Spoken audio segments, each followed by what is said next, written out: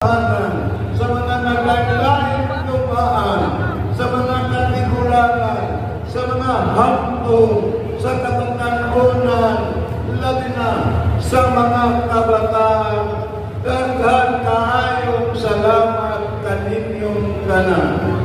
Salamat usab ako ni Colonel Rada, ang City Police Director, Colonel Punta, mo'y namulo sa Ulo Task Force, Philippine Coast Guard, buhagan sa Bureau of Fire Protection, tanang mga ahensya sa kagamhanan lokal o nasyonal.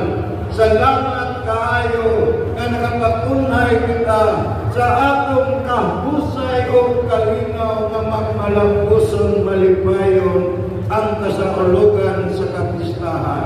O labaw sa tanan, salamat kaninyong mga